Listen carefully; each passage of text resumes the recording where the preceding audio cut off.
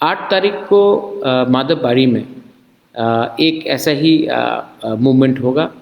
मैं खुद उस रैली में रहूँगा और मैं आप सबको बोलना चाहता हूँ 8 तारीख 2 बजे माधवबाड़ी में आप लोग आइए और हमारा ये जो मूवमेंट है फॉर ग्रेटर तिपरालैंड, इसको हम लोगों प्रेशर रखेंगे गवर्नमेंट ऑफ इंडिया में। हम वायलेंस नहीं चाहते हैं, हम अशांति नहीं चाहते, लेकिन जो हमारा डिमांड है उसके लिए आंदोलन करना पड़ेगा और उसके लिए प्रेशर रखना पड़ेगा।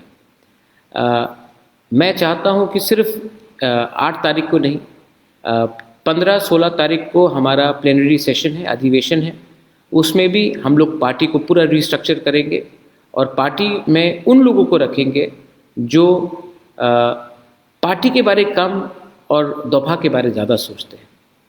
देखिए, बहुत लोग ने मुझे पिछले 2-3 महीने में कहा है कि पार्टी को स्ट्रॉन्ग करना है।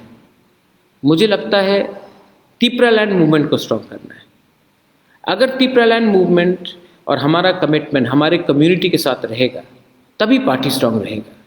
सिर्फ पार्टी में 5-10 लीडर को कुछ पोस्ट देकर पार्टी स्ट्रॉन्ग नहीं रहेगा।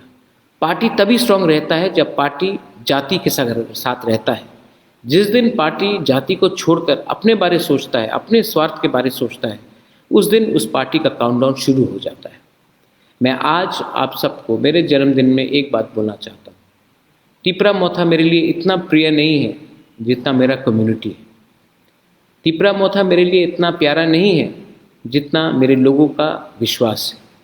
और मैं आप सबको ब्लॉक लेवल में, डिस्ट्रिक्ट लेवल में, रीजनल लेवल में, सब जोनल लेवल में बात बोलना चाहता हूँ कि आप लोग भी अपने एरिया में ग्रेटर तिपरालैंड का मूवमेंट करने के लिए अपने तरीके से शांति से अपना मूवमेंट वापस शुरू कीजिए।